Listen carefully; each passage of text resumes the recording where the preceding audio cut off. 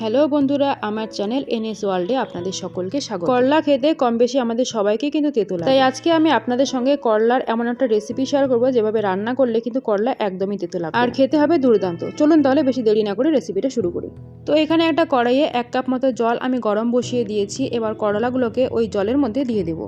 এখানে আমি দুটো করলা নিয়েছি, করলাটাকে একটু মোটা মোটা করে কেটে নিয়েছি আর করলার মাঝখানের বীজগুলোকে ফেলে দিয়েছি। এবার ওই জলের মধ্যে করলাটাকে দিয়ে অল্প পরিমাণে লবণ দিয়ে ভাপিয়ে নিতে হবে 2 মিনিট মতো। 2 মিনিট ভাপানোর পরে করলাগুলোকে জল থেকে তুলে নেব আর জলটাকে একদম ঝেড়ে নেব। এবার এদিকে একটা কড়াইয়ে 3 চামচ মতো সর্ষের তেল দিয়ে দিলাম। তেলটা গরম হয়ে আসলে করলাগুলোকে ওই তেলের মধ্যে দিয়ে দেব। এবার আবারও করলার মধ্যে অল্প পরিমাণে লবণ আর হলুদ দিয়ে করলাটাকে লাল লাল করে ভেজে তুলে নেব। করলাগুলোকে কিন্তু খুব বেশি ক্রিস্পি করে ভাজার কোনো প্রয়োজন নেই।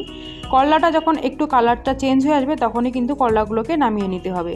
আর এইভাবে করলাগুলোকে ভেজে নিলে করলার মধ্যে একদমই কিন্তু তেতোটা থাকে না। করলাগুলো ভাজা হয়ে গেলে এবার ওই তেলের মধ্যেই দুটো মাঝারি সাইজের সেদ্ধ করে নেওয়া আলুগুলোকে আমি হাত দিয়ে ভেঙে দিয়ে দিই। এবার আলুগুলোকেও 2 মিনিট মতো ভেজে তুলে নেব। করলার এই সবজিটা রান্না করলে অবশ্যই কিন্তু আলুটাকে ভেজে দেওয়ার চেষ্টা করব। এইভাবে আলুটাকে ভেজে দিলে করলার সবজিটার মধ্যে কিন্তু একটা আলাদাই ফ্লেভার আসে। এবার কড়াইতে আবারও 1 চামচ মতো তেল দিয়ে দিলাম কালো জিরে ফোড়ন আর পেঁয়াজ কুচি। পেঁয়াজ কুচিটাকে অল্প কিছুক্ষণ ভেজে নেওয়ার পরে দিয়ে দিচ্ছি কয়েকটা কাঁচা লঙ্কা কুচি। পেঁয়াজের সঙ্গে লঙ্কাটাকে অল্প কিছুক্ষণ ভেজে নেওয়ার পরে যখন পেঁয়াজটা লাল লাল হয়ে আসবে তখন দিয়ে দেবো আদা রসুন বাটা, লবণ, হলুদ, লঙ্কা গুঁড়ো আর ধনে গুঁড়ো। এই রান্নায় এই মুহূর্তে কিন্তু জিরে গুঁড়ো দেওয়া যাবে না। এবার মশলাটাকে বেশ ভালো করে কষিয়ে নিতে হবে যতক্ষণ পর্যন্ত না মশলা থেকে তেল ছেড়ে দিচ্ছে। যখন মশলাটা খুব সুন্দর করে কষানো হয়ে যাবে আর মশলা থেকে তেল ছেড়ে দিবে তখন দিয়ে দেবো ভেজে রাখা আলুগুলোকে দিয়ে আবারও কিছুক্ষণ বেশ ভালো করে কষিয়ে নিতে হবে। আর মাঝখানে যদি প্রয়োজন হয় অল্প অল্প জল দিয়ে কিন্তু আলুটাকে কষিয়ে নিতে হবে। যে কোনো সবজি কিংবা মাছ মাংস কষানোর ওপরেই কিন্তু ডিপেন্ড করে কতটা টেস্টি হবে কি হবে না। সেই জন্য একটু সময় নিয়ে যে কোনো ধরনের সবজি হোক একটু সময় নিয়ে কিন্তু কষিয়ে নিতে হবে। আলুগুলোকে মশলার সঙ্গে 2 মিনিট মতো কষিয়ে নেওয়ার পরে আমি কিন্তু ভেজে রাখা করলাগুলোকে দিয়ে দিয়েছি। এবার আলু আর করলা মশলার সঙ্গে মিনিট 3 মতো বেশ ভালো করে কষিয়ে নিতে হবে। যখন সবজিটা একদম শুকনো শুকনো হয়ে আসবে আর সাইড দিয়ে তেল ছেড়ে দেবে তখন বুঝে নেবে যে সবজিটা কষানো কিন্তু হয়ে গেছে।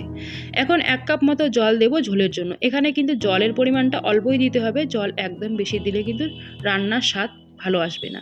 এবার হাফ চামচের থেকে একটু কম দিয়ে দিচ্ছি ভাজা জিরে গুঁড়ো আর দিয়ে দিলাম অল্প পরিমাণে গরম মশলা গুঁড়ো। এবার সবজির সঙ্গে মশলাগুলোকে কষিয়ে নিয়ে ঢেকে দিয়ে দেবো 2 মিনিটের জন্য।